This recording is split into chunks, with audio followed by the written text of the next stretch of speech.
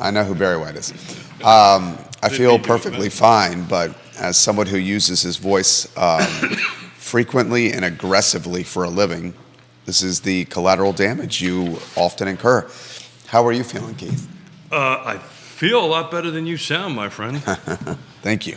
I also look a lot better than you do, but that's besides the point. Wow, the beauty is in the eye of the beholder. Oh, Depends on who you're asking over there. We are starting off well. Today is World Pasta Day. We're going to talk pasta.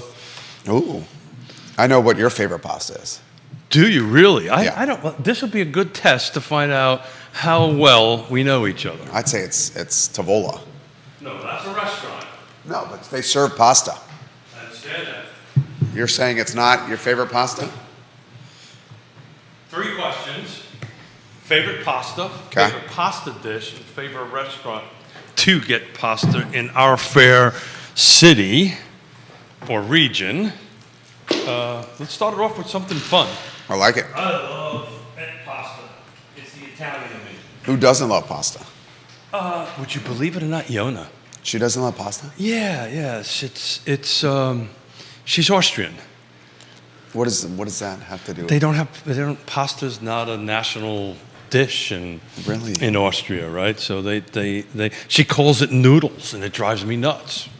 I will tell you, of 37 years of marriage, that's the one thing that we disagree on is That means pasta. you guys are doing pretty well. We're doing really well. Pasta's a big thing in my family, particularly the Italian side. The other side is the Irish side, and that would be probably alcohol. Right, yeah. I know, but you guys agree on alcohol. Pardon? You guys agree on alcohol.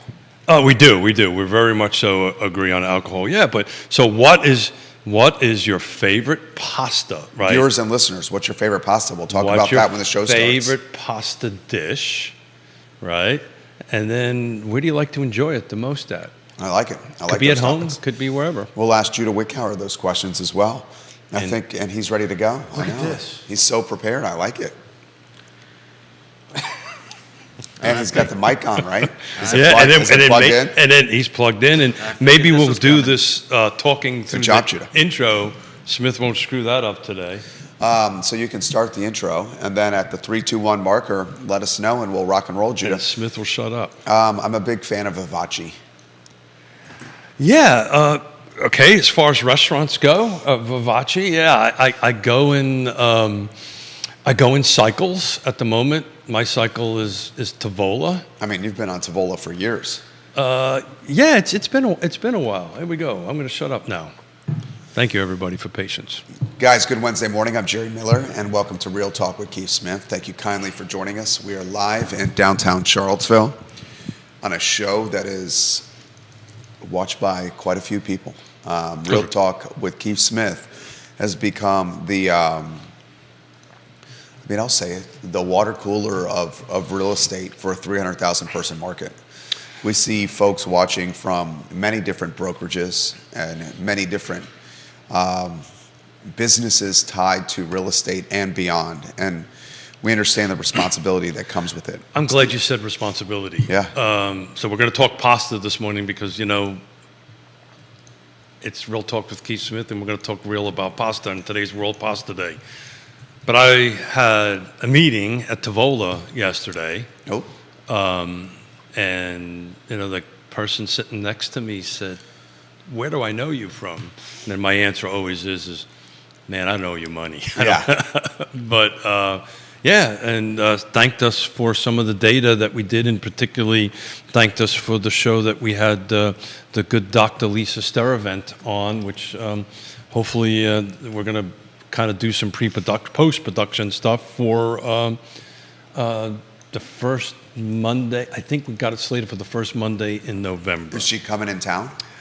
No. Her schedule is so tight, but we're gonna do it virtually, and we'll talk a little post-production stuff. But look, so what is your favorite pasta dish? So not the dish, but the actual pasta, right? So I don't even want to use the word noodle because I'll get into trouble. But what is your favorite pasta? Right? I'd say lasagna. Lasagna, okay. Yeah. Judah? Oh, let's see. Are you on a 3-shot, Judah? I think maybe fettuccine. Fettuccine is very good. Got it. Mine is bucatini, which you do not see a lot of. How about Vasily Jerry? Pardon? Vasily Jerry.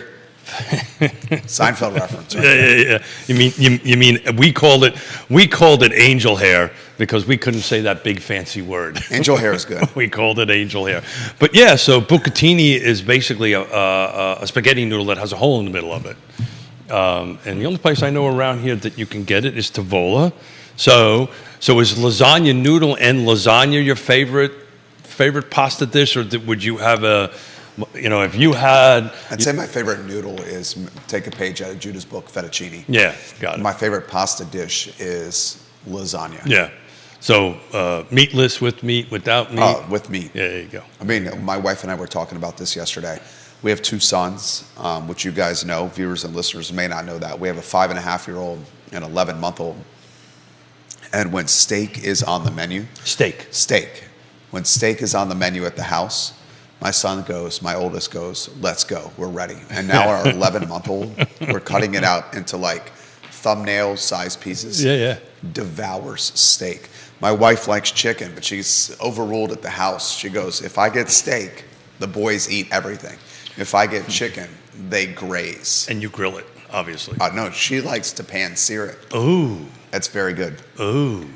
I would stack my wife's steak up against many in this community. Yeah. In fact, yesterday I got a text message from Woody Fitcham about the best steak in town.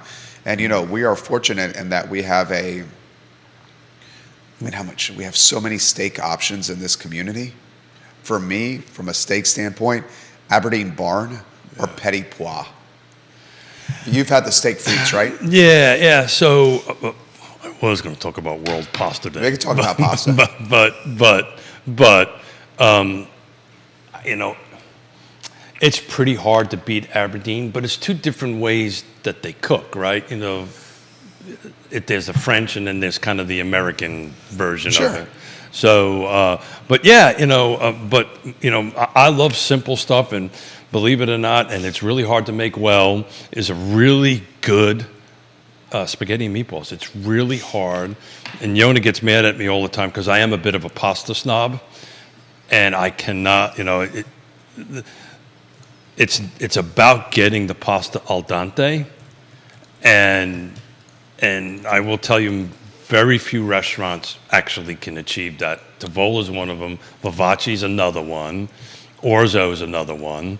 But very few can get that to that right moment that you have to pull it out. So it's just a little crunchy. Not crunchy, but just a little hard. Yeah. I hate a soggy pasta noodle. But anyway.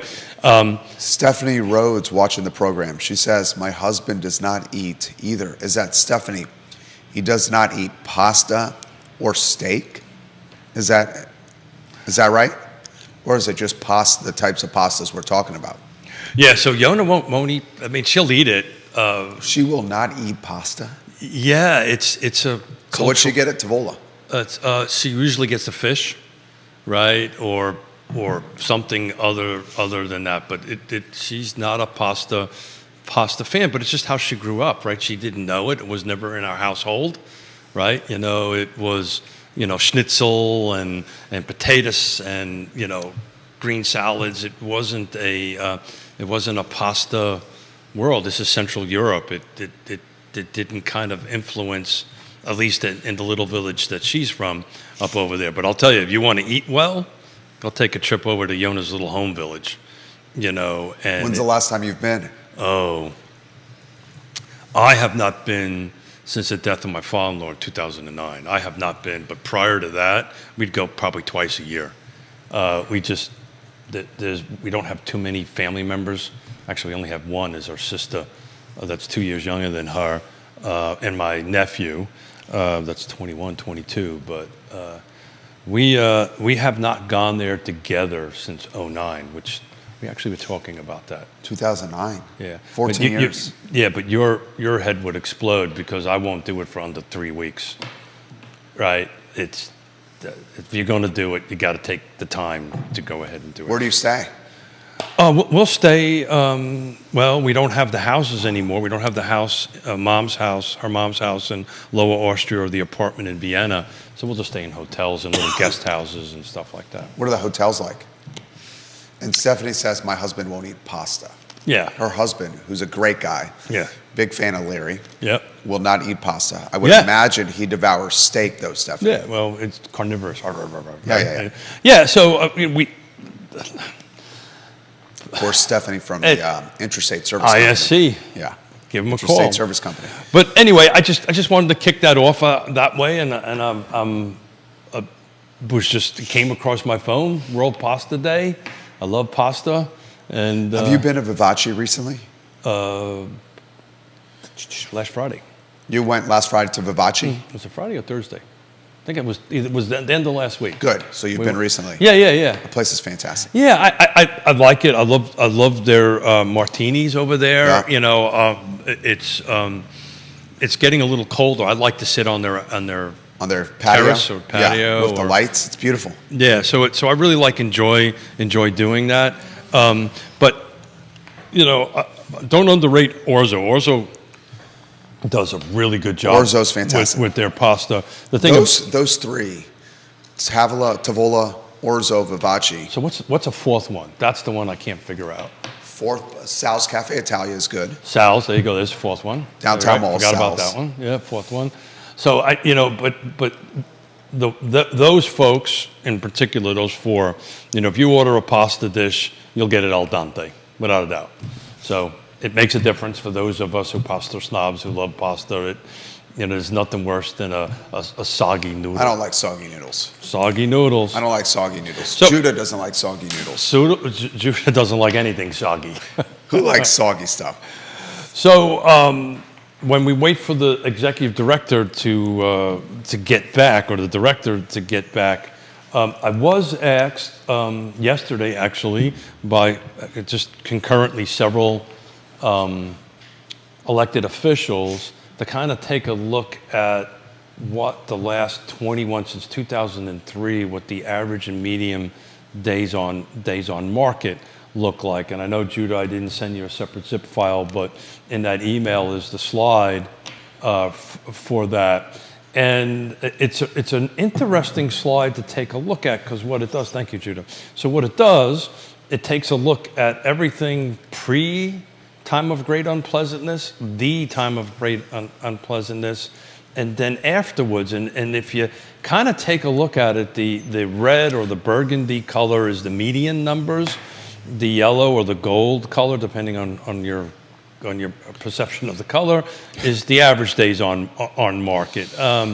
So I had a great conversation with Dr. Lisa Sturvant yesterday and was asking her which numbers should I show. Should I show average? Should I show median? And she said you should show both, right? So that's what I did. The good doctor says do it, I did it. But I mean, just take a look at, the last three, in the median side, the last 3 years, 21, 22, 23, was around 6 or 7. This is the full car footprint, right? Single family detached, no new construction. But then, in 2020, that's 3 times the number, right? But take a look at 2011 and 2010, and we were in the 80s and the 70s. And keep this on screen. This is a lot for people to digest. Yeah. The reason I did it... This is great data. Thank you, sir. The reason I did it was I wanted to see what the median average days on market was and the median days on average days on market. Can I offer a suggestion? Yeah, sure. I think this is fantastic. Too much. No, it's not. I think it's A++. This is the best one you've ever put together. Stop it. I sincerely mean that. But keep it One going. point of But stop. suggestion. You should put Real Talk with Keith Smith branding on it. Oh, that's funny. The reason I make that suggestion is because I would like to share this. Yeah. I Love Seville's got a big following. Yeah, sure. The newsletters, this would be fantastic for our newsletter, which is reaching a lot of people. Well, And I would love to have your branding on it so people see it. well, thank you. I appreciate that. I kind Or of maybe YRP branding. I purposely unbranded it. And I unbranded it very specifically because I want people to use it, right? So, but what I might do is do a branded and an unbranded version of it. So if people, I want to look at this as an open source, right? So folks can use it, particularly to elected officials. It's just, but I'll consider that, Jerry, and I will go ahead and do that. But the reason There's one of our fans try to come in. fans Give them the, give them the wave off, huh? Is this like the carrier wave off thing? You know what we need, and Judah, we've talked about this. We need a on air now sign that wow. we can put on the door Yeah. and let people know. Yeah, there you go. Don't enter on air now. There you go. I love it. The reason I wanted to look at this is I wanted to look at, and this was the information that I was asked by the elected officials. So what was the average days on market, which is 83, going from 2003 to that's 21 years, right? And what was the median average, right? And this come up on the show quite a few times about, when is this buyer-seller shift going to happen? And what these numbers are telling us, Jerry, is that if we pick the median days on market, just for argument's sake, we've got a long way to go before we even get to that average of 46. I think what you'll see when you start getting somewhere around the median now, somewhere around the 20, 30 days, closer to the 30 days, that's when the mentalities will start shifting, I think, on buyer and seller. Because we get asked this question all the time. When is this market going to shift, right, from a seller's to a buyer's? Well, you've highlighted it, 46. Well, 46 is the average, right? 46 is the median. Median, excuse me. Thank you. Median days on market is 46. Well, actually, it's a typo. It's the average of the median days on market, right? The other one is the average of the average days on market. I know that's a lot of averages and a lot of medium. So that was a typo on my part. But at the end of the day, and thank you, I'm going to have to fix that. But the average median days on market is 46.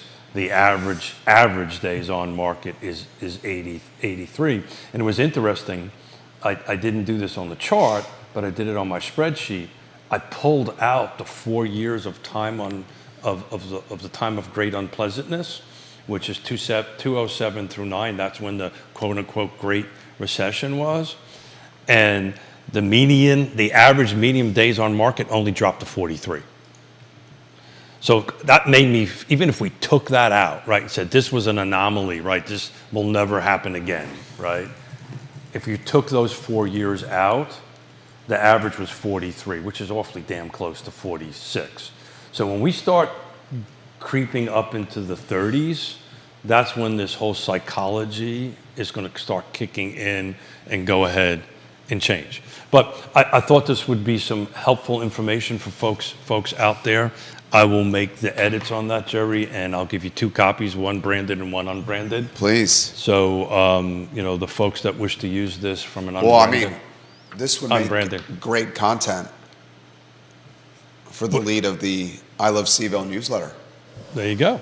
So, but I'll have to do some edits for you, my friend, because it is a little confusing what the average days on market actually means, and so I've got to change that in that. So anyway. So you're going to brand it, and the median days on market with 46, you're going to say the average of the median days on market. I need to clean up the language for you on that stuff. So, didn't have good job. Thank you. Didn't have much today to chat about other than pasta, which I'm surprised we're not talking much more about pasta. But and then I wanted to go ahead and get out this average days on market and medium days on market. It's a good visual.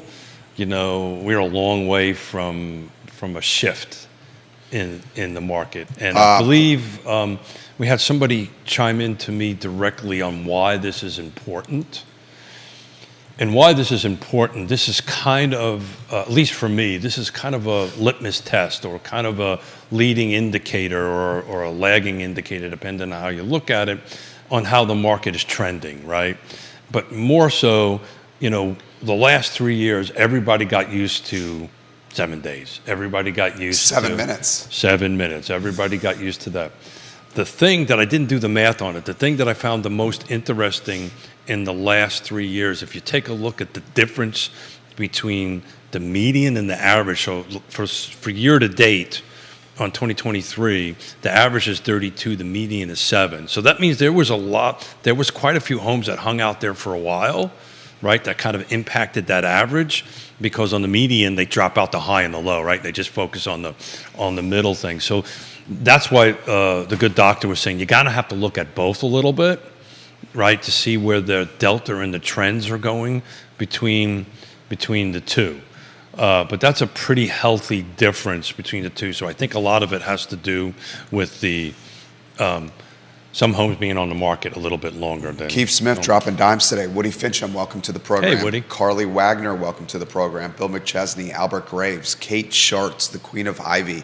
Travis Hackworth has given us love from Danville. Chad Wood, Kevin Higgins, Katie Pearl, Woody Fincham, Kristen Smith, Georgia Gilmer, Mr. DL, Kyle Miller, Kevin Yancey. Kevin Yancey's got a couple of tidbits for us. Kevin Yancey. Surprised. He says, did either of you know that Zip had a pizza place in McIntyre Plaza along with Vivace?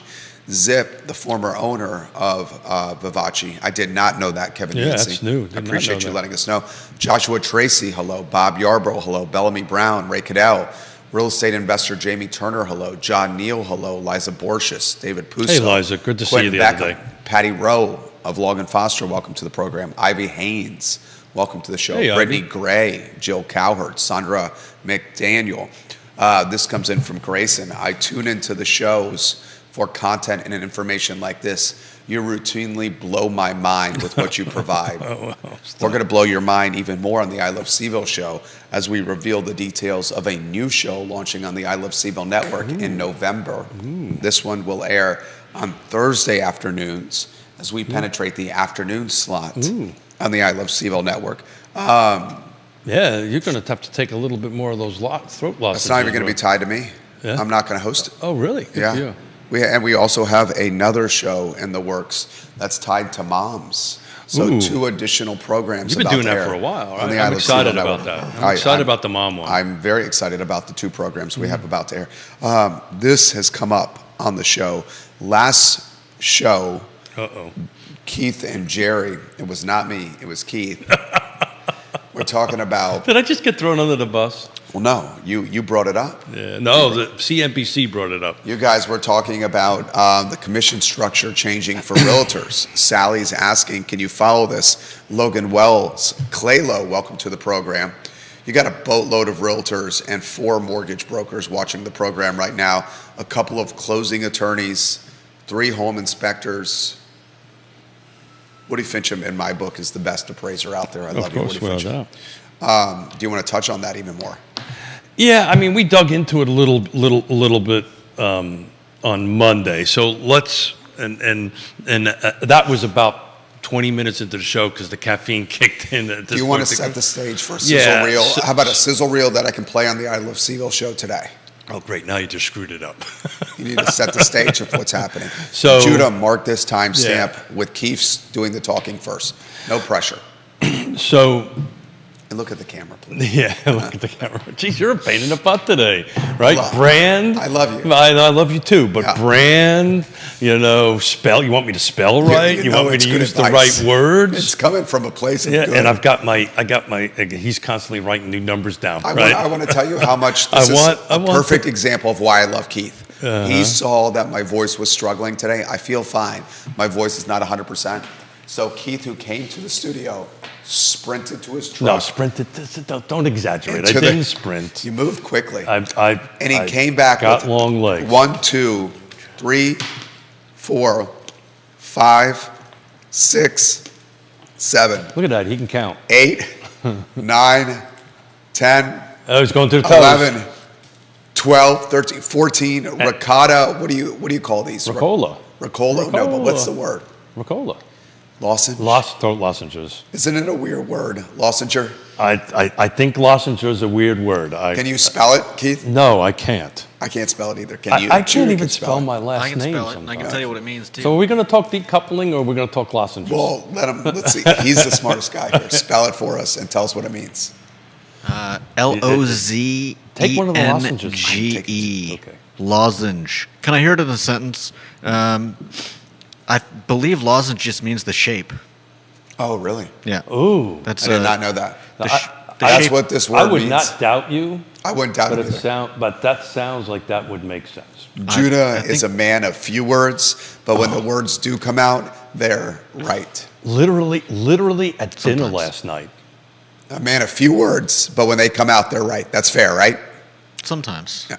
Oh, you're wrong sometimes?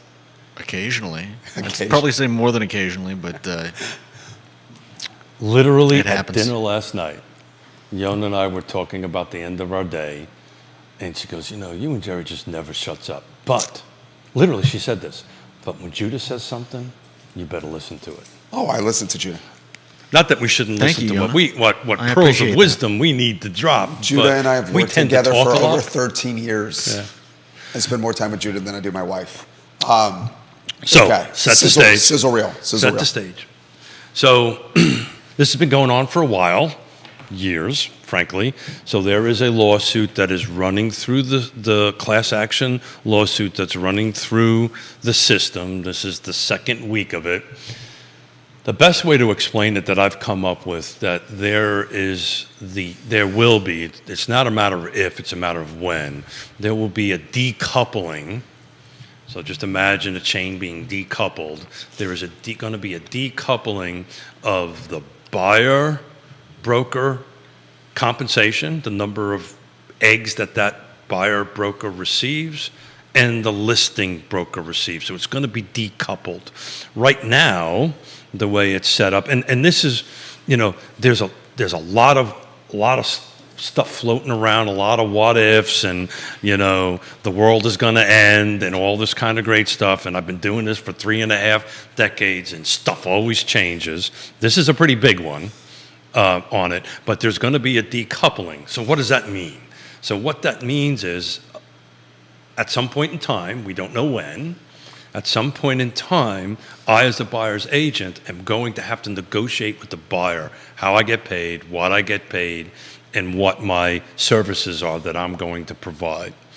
The second part of it, and I had a great conversation with Woody about this yesterday, the second part of it is nobody's figured out how I'm actually going to get paid, the process of it, through it. There's multiple ways that it could go down this way. A lot of it will determine upon the lenders. The conversation I had with Woody was about, you know, how are the appraisers going to look at this, right? But at the end of the day, it's going to be decoupled. So let me get this out there on the table. Commissions, eggs, because I can't talk commissions, can't talk percentages, because my tiny hiney will end up in some commission prison somewhere on this, and probably get beat severely. But I kind of like that. But anyway, well, you knew I was going to go there, right? I did. But it's the amount of eggs that I get paid has always been negotiable. It's never been not negotiable on that end of it. I think the general public maybe didn't know that, but it has always been negotiable. So the best way to look at this, if you're in the real estate space right now, if you've ever done a for sale by owner, what did you have to do? You had to negotiate your commission in it, right? You had to make sure your commission was in the contract and how you were going to get paid, when you were going to get paid. It was part of it. Also, if you've ever done any commercial, which I've done a fair amount of, right, you always got to negotiate your commission into it and make sure it's in it. Where the 10-ton elephant is in the room is how this is going to impact the first-time home buyer and the people at the middle to the lower income purchase price Because they're range. strapped for cash. Correct. Yeah. So It's gonna- right now it's gonna big time we're impact. starting to see it in the MLS. There was a $2 million home that was on the market for $1 compensation. Specifically says in the agent notes that you need, I'm paraphrasing it, but you need to figure out how you're going to get paid, and that's what you need to do. But look, Wait a minute. In the MLS, in the agent on notes, agent notes, yeah, there was a home listed for $2 million, and the listing agent put in the agent notes. No. that So there's a portion in it that says the buyer broker compensation, right? in the notes, the listing agent said. Have another one, will you? And the listing agent said. You want a little sip from over there? The buyer's representation will not be paid. At closing in essence, by the seller. No, that's not what it says. In essence, it says, I'm paraphrasing this, I as the buyer agent have to figure out how I'm getting paid. That's it. It's on me. The the responsibility for my compensation is on my back to figure out how to do that. And I'm personally, I'm perfectly comfortable with that, right? I just, I can negotiate. I've been doing this for a long time. Most agents have been doing this for a long time. But it's just going to be a different way one does business. And, if you do your buyer-broker agreement up front, which is what you're supposed to do, and everybody understands how many eggs I get paid for my job, what my scope of work is, what I do for you, then it's just a matter of how, right? How is this process going to happen at the closing table? So this is a great question from my friend Bill Tucker, one of the best real estate attorneys out there, on how exactly is that going to work on his end of it. And it's for the loan officers out there and the lenders out there, how that's going to work. Because right now, one of the solutions could be we would do a seller concession, right? I'm going to buy this property for $2 million. I negotiate X number of eggs. We increase the price of the $2 million by X eggs. And then the seller just pays the buyer broker directly. That's a possibility. The question is assuming this is a loan, will the lenders allow that to happen?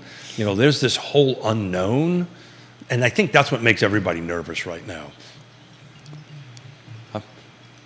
I'm getting told to shut up, by the way. So look, tune in, stay in, ask questions. We're going to address them the best I can. I am tracking this live because there's people tweeting from the courtroom. But this is less of what's going on in that lawsuit, more about what I think the industry is going to move. At the end of the day, the lawsuits are going to go one way or the other, right? There's 2 that are already settled, right? There's 3 that are in the current lawsuits. But this ship is already starting. This aircraft carrier is moving. The city of New York, its own MLS system has, as of January 1, will decouple. So it started. New York City is a pretty large market. It is decoupling. NAR, National Association of Realtors, has said, okay, you can now put 0 as a compensation, no eggs as a compensation on it. You will start seeing, I think, several MLSs around the country start saying, okay, it's okay for you to do that.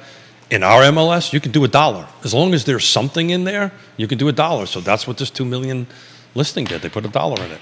And now if Jerry wants to buy it, I've got to sit down and negotiate with Jerry how I'm going to do my job and how I'm going to get paid. So if you're my representation On the buyer side. on the buyer side, will the buyer pay a flat fee? It's whatever I negotiate with you. Well, whatever you negotiate, but I have to agree. Yeah, so that's what's called negotiation. So what if I say to you, I'm going to give you $5,000 and not a penny more? So then I have to make a decision if I want to do that or not. Right. But there's the tricky thing about this is also what the brokers. I got a follow-up question. Let me finish. Sure. What the brokers are going to allow the individual agents to do, which is a kind of bit of an unknown at this point because not everything is done. But I want to stop you for a second. You could do that any day. You could do that before this lawsuit. You could say, Keith, I want you to represent me on this $2 million thing. I want you to do A, B, C, and D, and I'll pay you X dollars for it. You've always been able to do that. The decision is, am I prepared to do that work for that price? Those amount of eggs. Go ahead, ask your second follow-up So question. here's my follow-up question. This $2 million listing, You're on number 3? $2 million listing, that was in the MLS, that said buyer's compensation is $1. So that's what the seller is paying. Yeah. The $1. seller is paying buyer representation $1. $1. And it's up to me to negotiate anything above that. What would prevent buyer's representation to go to seller's representation and say, I have somebody interested. I have somebody interested in this property, but I'm not going to show that property unless you give me 3%. So that is a question I do not have an answer to. I happen to think that's unethical. Because if a buyer's representative So the question goes to a becomes- seller's representative and says, I have somebody that's interested in buying, but I'm not going to take them to see this house unless you give me 3%. So That's a question I don't have an answer to. I got a follow-up question. Let me answer. I don't know if that is illegal. In my opinion, it's unethical. But that should never come across the table, period. Because here's how this is supposed to work. I meet Jerry. We sit down and we have we establish a relationship. And I say, okay, Jerry, this is what I do. This is my skills. This is how I do it. We developed relationship. You know my capabilities and you know what I can do. So I'm going to, before we start looking at homes and opening up lockboxes, and I need to get back to the importance of a lockbox here. But if we go and open up a lockbox without having a buyer-broker agreement in place, shame on me, right? So in that buyer-broker agreement, and we've been doing this for decades, it says, I'm either going to accept what the seller's going to pay me, which is $1 in this case, and or X number of eggs off the purchase price, whatever we negotiate. So we walk in, so we already now have an agreement that says, this is what we're doing, this is my work, this is your work, this is how many eggs I am going to get compensated if the other side doesn't do it, and you want to buy that, and we open that up, and the seller doesn't pay it, you've agreed to pay those percentage of eggs at the closing. Does that make sense? You got a boatload of realtors watching right now. Yeah, this is a slippery slope because there's so much we don't know yet. I got a follow-up question for you. But it's important, in my opinion, to architect or outline how it is being done, how it maybe should be done. And as long as you are professional, caring, and trustworthy, and you do the job, and you have your documentation in place, and you set expectations with Jerry, okay, this is how this is going to work, Jerry. There are now listings out there that will only have $1. This is what I'm worth. This is how I get paid. You either agree to it or disagree. I either agree to work for you or don't. So there's this whole new negotiations, which has always been there. My phone is blowing up. Okay, go ahead. I'll let you ask a question. I got a follow-up question for you. You always do. The follow-up question is have another lozenge. I mean, I'm a perfect guy to ask these follow-up questions because I've done a for sale by owner. Sure. Successful. Sure. And I've done 13 transactions, commercial, where I represented myself. Commercials. So commercial up until now. And I purchased my personal home representing myself. So, yeah. So, but there's. And I've sat across from you for 5 years. Yeah, I'm sorry. Learning about real estate. Sorry to hear that. So here's my follow-up question for you. But let me jump in before you ask the question. If I can't remember what I was going to say, you can remember the question. Okay. The FSBO. For sale by owner. It's always. I got to shut off my hearing aids. They're talking to me. People are texting me, so I got to shut my phone off. People are blowing my phone. Yeah. So if otherwise it just keeps on talking to me. You've got a text from so and so. You got a text from so and so. The FSBO, the for sale by owner, has always been there. Now there's a document buried in transaction desk or VR that most folks don't know about. But there's a single showing, right? So let's flip the coin a little bit. This 1%, right? I want to show it, a FSBO. I'm going to say, look, I'm going to bring my client. If my client does a contract, you're going to pay me this number of eggs. You're either going to let me in the house or you're not going to let me in the house. But I'll let you ask your question. So here's my follow. Andy Zeman, welcome to the program. We love when you watch the program, Andy. Hey, Andy, how are you? Dean Russell, welcome to the program. You got a boatload of mortgage brokers watching the program right now. I would love their read, because that's outside of my wheelhouse, their read, if this is truly decoupled, right? Let's assume, because the thing about a class action suit is this judge, if it goes a certain way, this judge can make a decision that impacts the country instantly, nationwide. Well, I mean, I'm going to be straightforward here, very straightforward. The let's extremely large percentage of the buying and selling population did not realize that they could negotiate commission with buyers' representations. Well, I can tell you the very large percentage. Yeah, and I have realtors commenting saying that they didn't even know that was the case. Yeah, well, I can't help that. There's licensed realtors putting this in the feed. Yeah, I can't help that. But commissions, eggs, have always been negotiable. You would agree that most buyers thought or expected or assumed that their representative's compensation was going to be paid at closing through the transaction. Well, that's what happens. Right. That was almost an assumption to the fact where it was the norm. So if you have done your buyer-broker agreement the way it is written in the beginning You have the conversation. with a buyer, Yeah. you have the conversation. But most don't. Yeah, I can't speak for most, right? Okay. You know, I'm just saying. But you're astute. Pardon? You're a smart guy. Did you call me? What did I you call me? said a smart guy. Astute? Astute. Astute. Wow. You know that conversation does not often Do happen. we know what that word means? Yeah. I can't sit here. I mean, people need to do what they need to do and need to run their businesses the way they need to run their businesses. I will tell you, I know quite a few real estate agents in my sphere, and we deal in a pretty large sphere. They do buyer-broker agreements, right? Now, the question is when you do it, but you should, at the time that is appropriate. So the state doesn't help us with this, right? The state actually says you're supposed to have a discussion about compensation, eggs. The question becomes, it doesn't say when, right?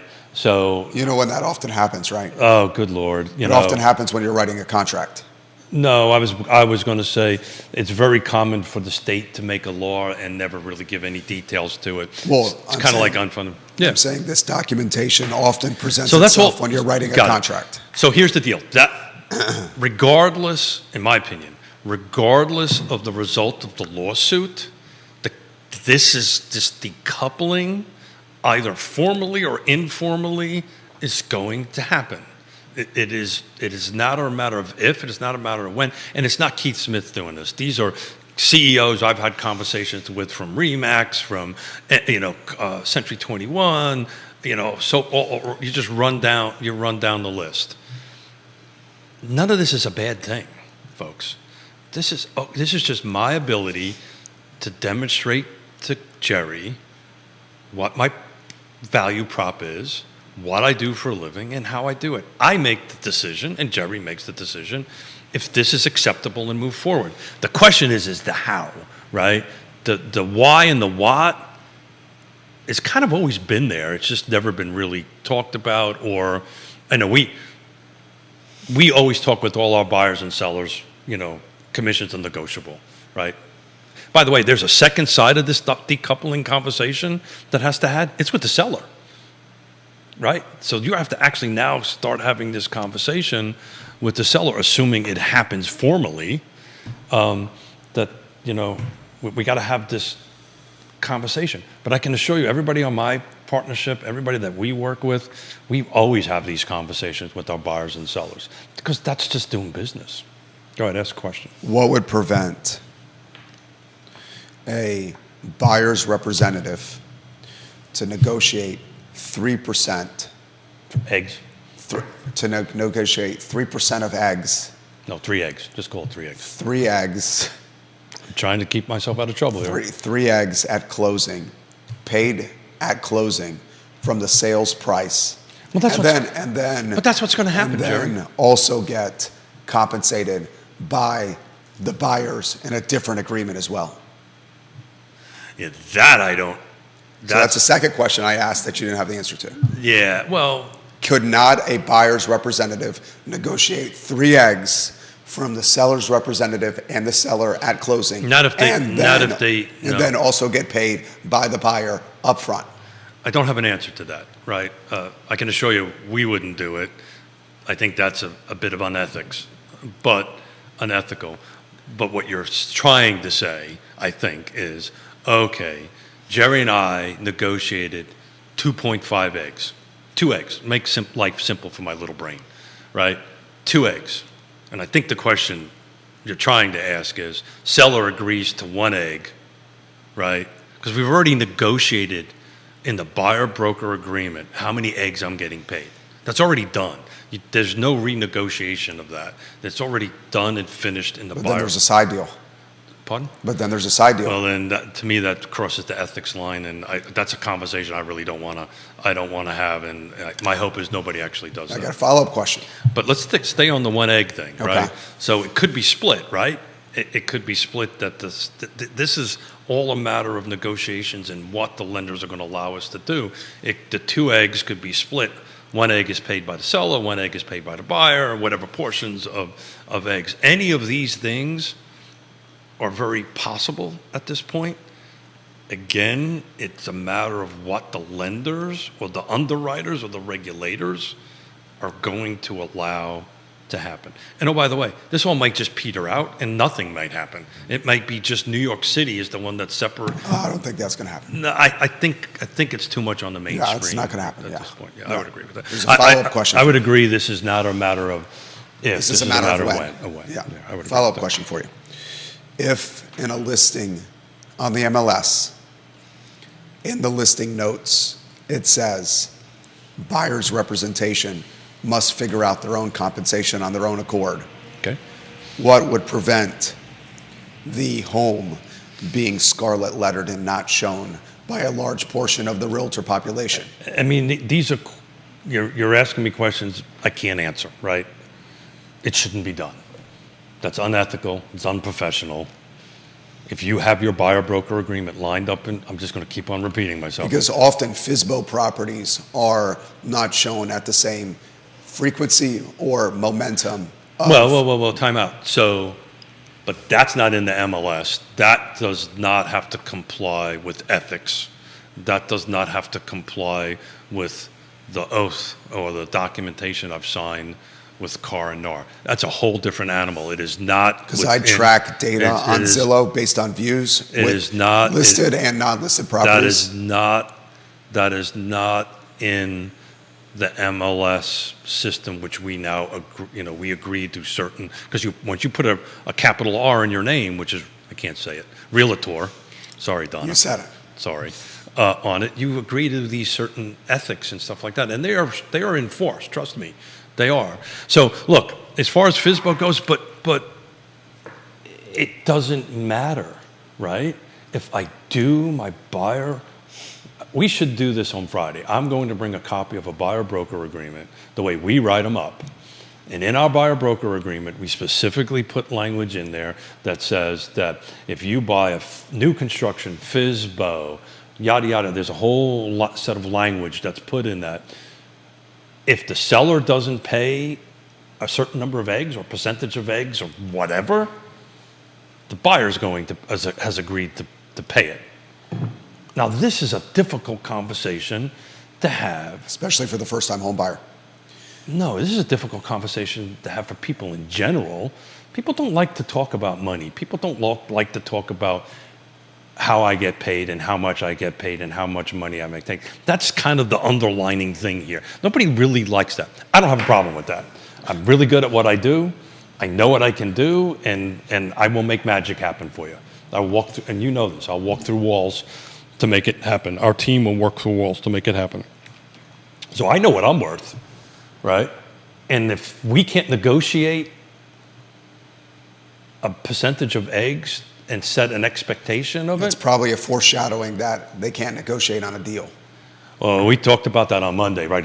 Look, I'm probably going to get myself into somewhat trouble here, and my phone is off, so nobody will be texting me in my thing. But if You I have a can't, boatload of realtors if I do not have this, what's the number one skill that I bring Negotiation. today? Negotiations. And it's funny, I kind of knew this was all happening about a year ago. And if you remember some previous shows, I was talking about I wanted to do a master class on negotiations, and I'm actually intending to do that. I've got a 11-point conversation that you and I can have about negotiations. But the short version of it is, if I don't have the skill to negotiate with you, my value proposition and how many eggs or percentage of eggs, I'm going to do this. I'm going to end up having a conversation with a client and not use percentage and call them eggs.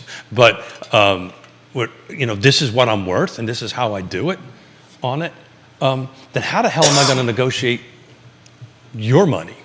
If I can't negotiate my money, Totally with you. How am I going to be able to negotiate your money? Beth Mark was watching the program. She 7 days on market, median.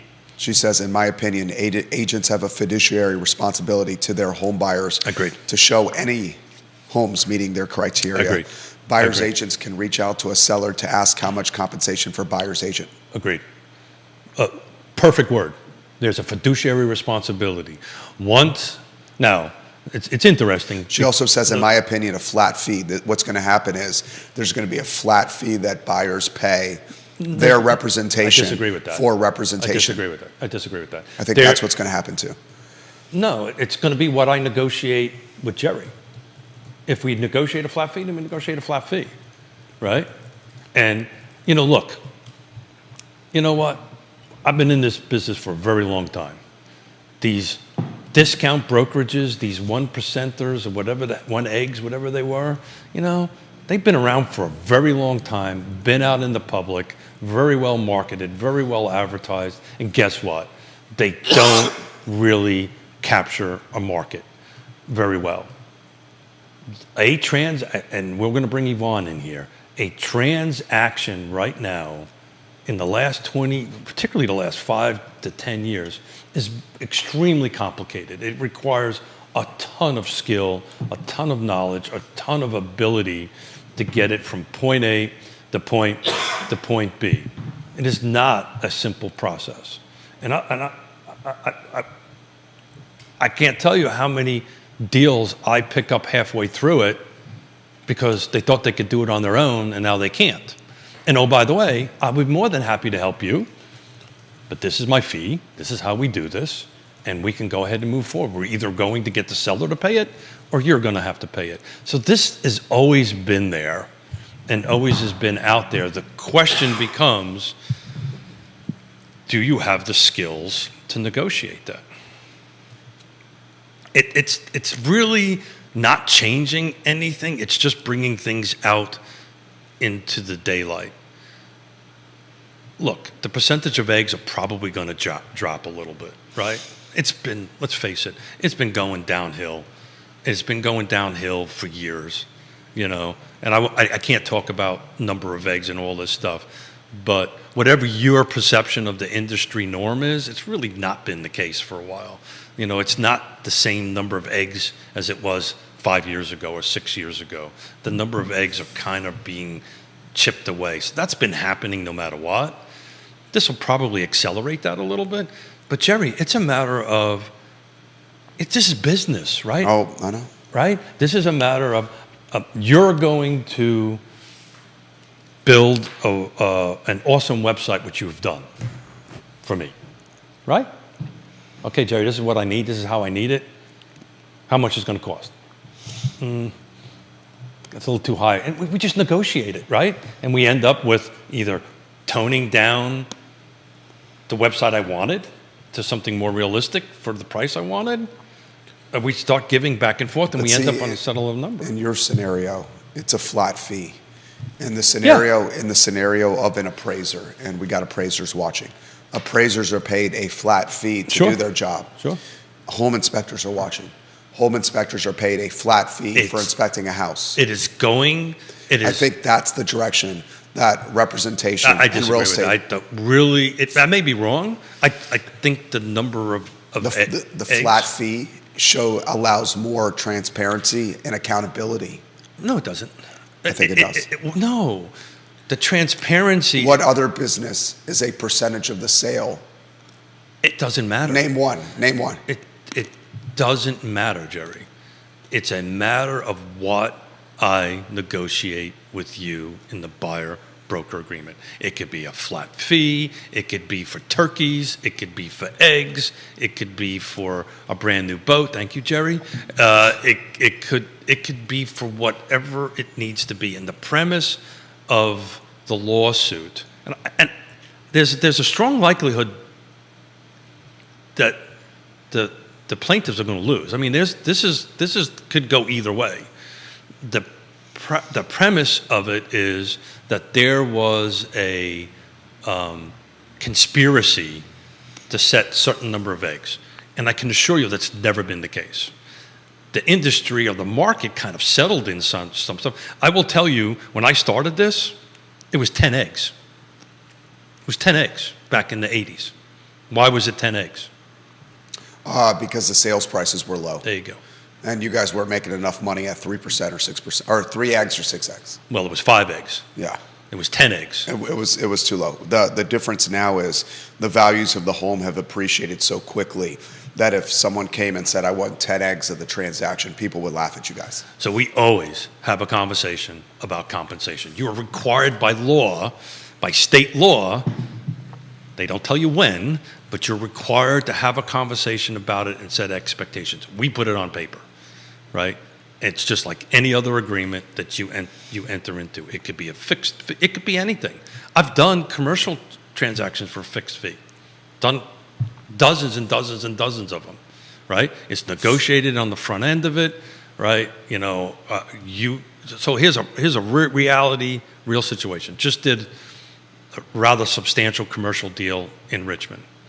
Got a client, built a ton of trust with them, won't do anything without me helping them guide and mentor them through the process.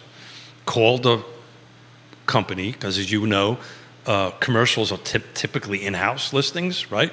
They're not kind of they're publicly out there, but they're in-house. I said, look, Here's what he means by that. You take, two of the best brokers, and I think it would be Johnny Pritzloff and Jenny Stone. Are you watching? They're commercial brokers. Yeah. Tallheimer. Yeah. What Tallheimer does is they put their listings on a Tallheimer website. You're not going to find Tallheimer listings. That's not true. You'll find some of them. You'll find some of them, Yeah. but they do a good job of keeping them within the Tallheimer digital infrastructure, as opposed to putting them on LoopNet or Craxi or some of these other. I personally pay fees to multiple commercial listing services. We all do. And it's expensive. Very expensive.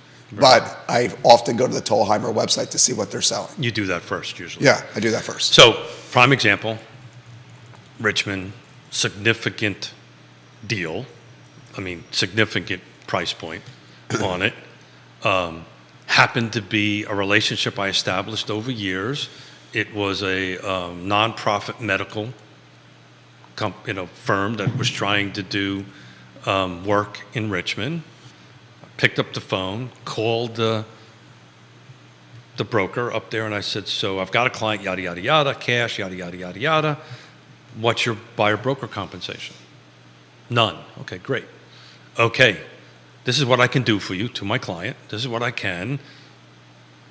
We negotiated a price and service, was extremely low, just to kind of pay for my time for traveling and all this kind of great stuff, because I want to do the right thing by this nonprofit and help them out. They're doing some great stuff. But that's what I did. I negotiated it. And at the end of the closing, the buyer paid me this fee, which was nominal, and everybody was happy. We closed. Thank you very much. Oh, by the way, I got a phone call from them from another facility they want to buy in Buckingham that has a percentage of eggs in the sales price. And guess what? I do good then. So this is about relationships. This is about trust. This is about being professional and caring and develop a relationship with you. And what we negotiate. Some deals will be this and some deals will be that. It's not that complicated. The question is how Woody and the appraisals are going to, that's a whole world that nobody's figured out yet on that. But it's no different than what I've been doing, everybody's been doing, that you're supposed to be doing for a long time. Comments are coming in fast and furious. I'm surprised. Large majority of people that are listening to this program had no idea that the percentage was not paid at transaction by the seller. No. It currently is. Right. So let's back up for a second. I guess what I should say is they had no idea that it was negotiable. Yeah. It's everywhere here. Yeah. Everything is negotiable. This question literally just came in as don't the proceeds always come from the seller side? Well, so you're asking two questions. You're making two different statements, right? Well, I'm not. The viewers and listeners are. So, yes. So let's talk about how it's currently done right now. How it's currently done right now, there is a listing agreement. You're selling your home. I'm the listing agent. We have a listing agreement. In that listing agreement, it talks about the percent eggs, the number of eggs, It also talks about how many eggs that I am going to get paid for my work, and then there's a percentage of eggs that the buyer's agent is going to be paid. So the money comes out of the net proceeds of the seller. Absolutely. The premise, depending on who you talk to, I think the premise of the lawsuit is that the buyer had no understanding, which is the second part of this question, no understanding of how much eggs that was being paid to the buyer broker in that purchase price. Does that make sense? Oh, yeah. And here's the deal. If you do your buyer broker agreement with your thing, it's never in question. It's either what the seller's prepared to pay, or it actually says or this amount. So you should know the moment you walk into your first house what your buyer broker is being paid and how much. Woody Fitcham, the appraiser's watching the program. Woody Fitcham says to protect public trust, appraisers legally can only accept assignments based on flat fees. Yeah. Beth Mark says, I agree with Jerry. Yeah. This is going to go to a flat fee environment. No, She works in the business. yeah, and it won't. Flat fees have never worked before. It could be.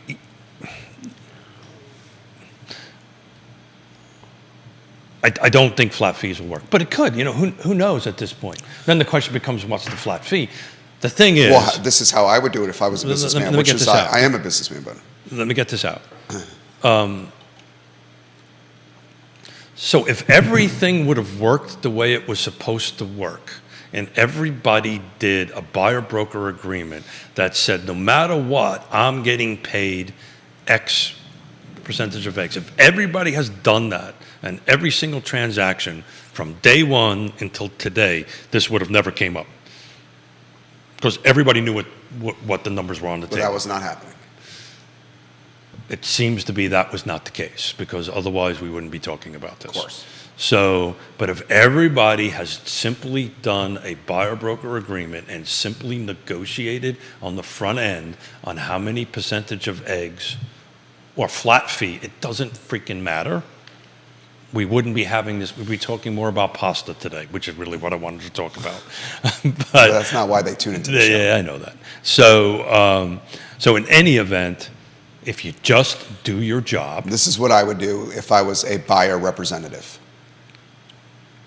This is coming from a businessman's perspective. It's been doing this for a long time.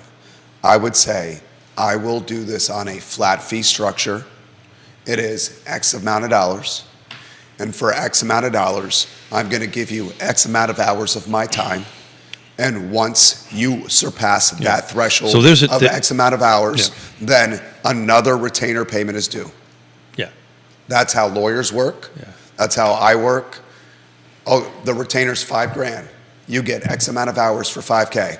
Once you surpass the $5K retainer, That's how I do my commercial work. once you surpass the $5K retainer, you owe another $5K retainer, and you got more hours from But me. what you're missing, Jerry, that's great if I'm doing a B2B, right, a business to business, or I'm doing somebody that is a sophisticated buyer. How the hell are you going to manage that with the first-time home buyer who's trying to get into a home that don't exist, that is overpriced at 8%? How do you take care of that particular client? The bottom line is you can negotiate that. You can, assuming your broker lets you do this, by the way, because the broker is ultimately, so you probably don't know this. Oh, I do know that. The Ultimate- broker's in charge of the realtors of what they can and can do with their commission structure, with their egg structure, and their compensation structure. Well, they ultimately own the listing agreements, 100%. the buyer-broker agreements, and the contracts. I mean, they're ultimately in the In charge. possession of the thing. So it's not the agent. So to be cautious, whatever we're talking about is at a very high level, but you better have a conversation with your broker what I can or cannot do.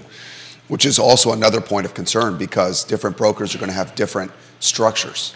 So that's part of the benefit of the system that we had set up. It's a very unified system on it. The question is, the point is, Put them on a one shot. not every real estate agent It's okay. No, not every. I just hope you feel better, buddy. I feel great. It's just my voice. Not every real estate agent. Wish I had a full voice here to have this conversation because I'm enjoying this. Well, it gives me a bit. I got a bit of an advantage. You do have an advantage. I can only say 13 words at a time. Is that even possible? No, it's not. That's why my voice is. So, if everybody in the business simply just does the buyer-broker agreement, and by the way, I'm going to pivot a little bit on you. This description that you had, there are things called limited service agreements. There are agreements. Oh, I know. There are agreements that I can do a limited service listing or limited service buyer. We are full service. We will always be full service. You will, and the problem with limited services is, this may sound attractive on the front end, but when the proverbial hits the fan, and it always hits the fan. It never not. You want full service. You want full service because you don't want to go. I as an agent, we will never. I can look you dead in the face. We will, we just will get out of the business. We're not going to do limited service agreements. We will always do full service. We will always take care of our clients fully from stem to stern in it. And we will negotiate. I like that, huh? I do. And we will go ahead and negotiate. We do it, Jerry. What frustrates me is we do this now. We do this with every transaction. But you guys are the anomaly.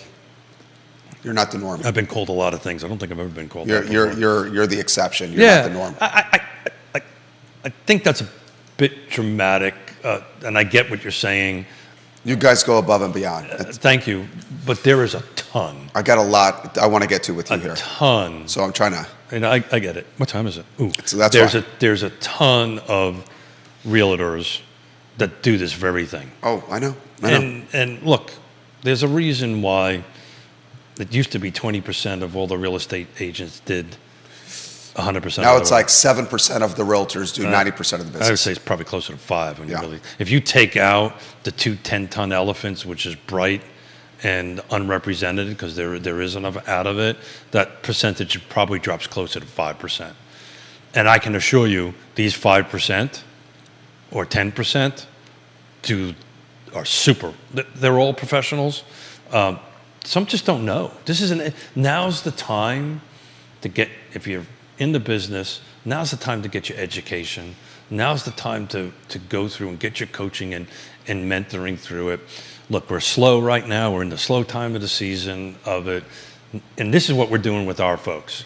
We are sitting down one-on-one as teams, as synergy groups to say, okay, we've got to make sure, regardless of what happens here, we got to make sure whatever we're doing is at the highest of professional level and everybody understands their fiduciary responsibilities. By the way, the seller and the buyer have also a fiduciary responsibility to this transaction. Go ahead, jump in. So, other things that are important to highlight here.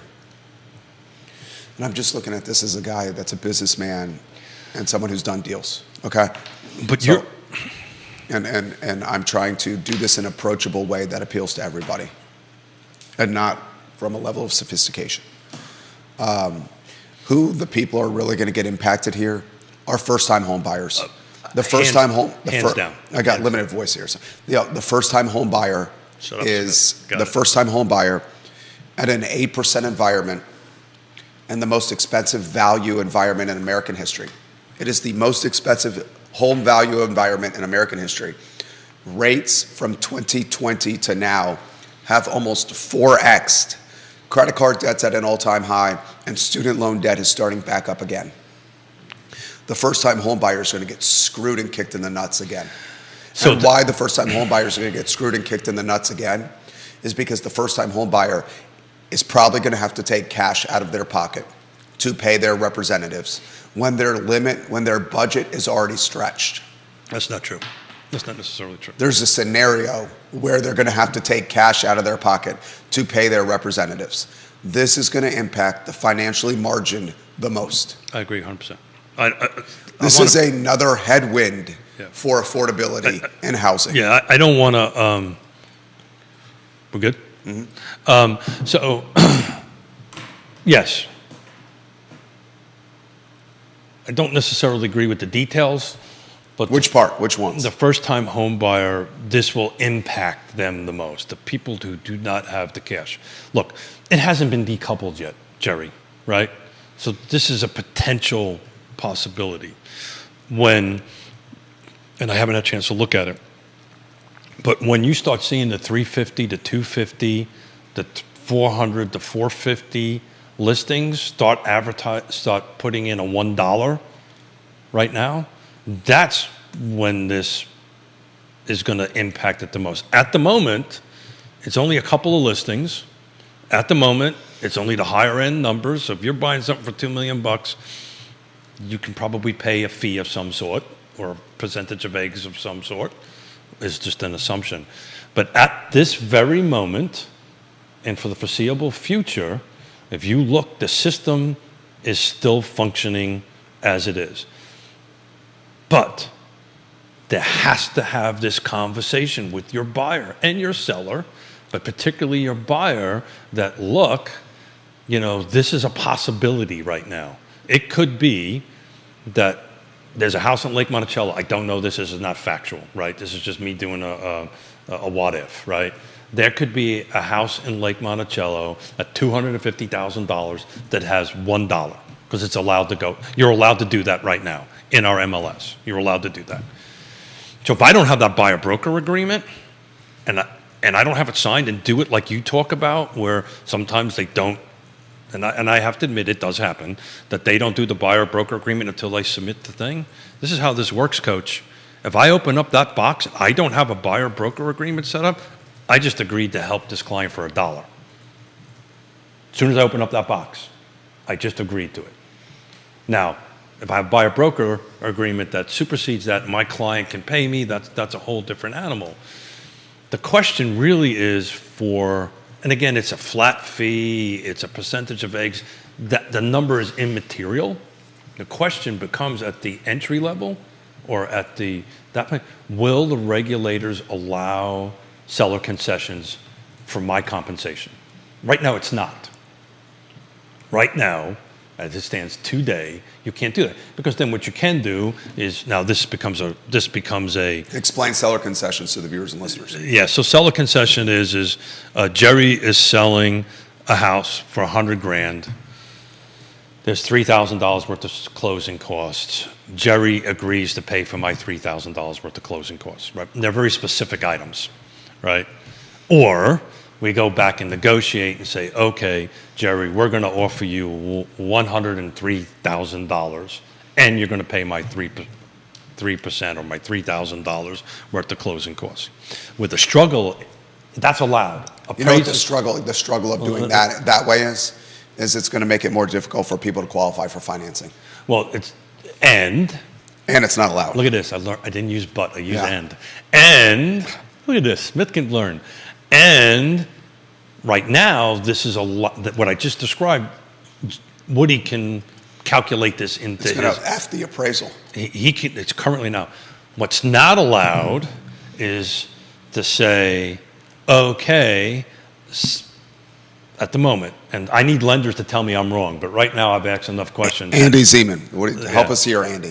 Tell me if I'm wrong, but right now, if that same $100,000 house and I'm the buyer and we settle on 2 eggs, right, or 3 eggs, whatever the number of eggs is on it, we can't jump that seller concession from 3 eggs to 6 eggs or 5 eggs to cover my 2 eggs. Does that make sense? Oh, yeah.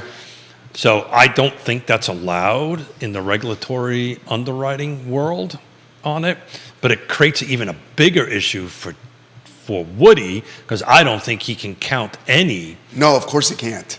Of mine. Yeah. That's exactly right. Well, how could he count that? Yeah, so now. Woody's the appraiser, by the way, in this scenario. Woody, I apologize. How could the appraiser? Yeah, well, I don't think he's allowed, regulatory-wise, I don't think he's allowed to. Well, of course he can't. Yeah. So now, what happens, Coach, if the house does, if the house, in that scenario, the house doesn't appraise, so they can't get the financing. So forget about how, I just outlined, This is great. People are loving this. We just. Are you having fun? I'm having fun. I just feel bad about your voice. That's Oh, my voice is good. so I feel great. I'm sitting across from my friend. I know it's 11:30. yeah. We need to. I have more comments than I can keep up with. Yeah, sure.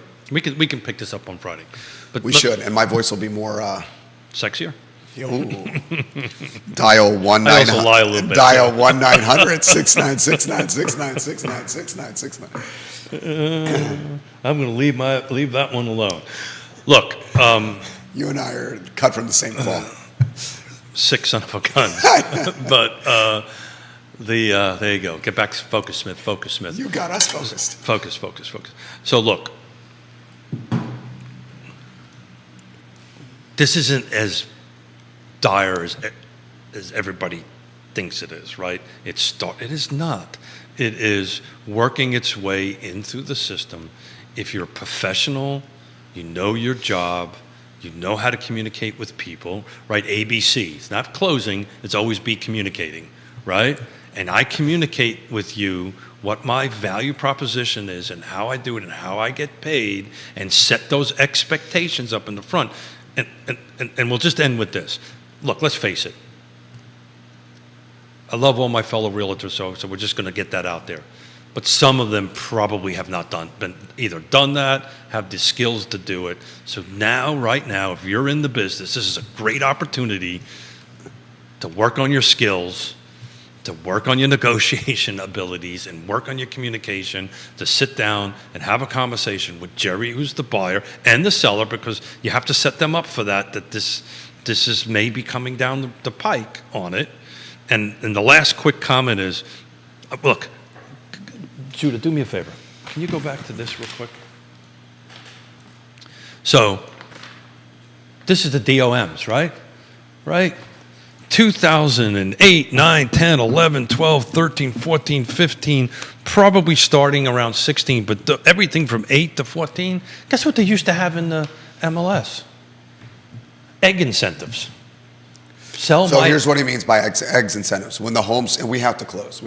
Yeah, sorry. What he means by that is eggs incentives. When homes were not selling, The sellers were offering eggs. sellers were offering larger commissions to buyer representatives, More eggs. more eggs, to get their homes to sell. Because nobody was buying. So Well, this I pendulum, don't think that's a great point for you to make. it is not a good point? No. Why it's not a good point is that you're basically saying buyers' representatives were influenced by eggs to show homes at a greater clip. No. What I'm saying is sellers incentivized buyers' agents to bring agents. You can twist it any way that you want.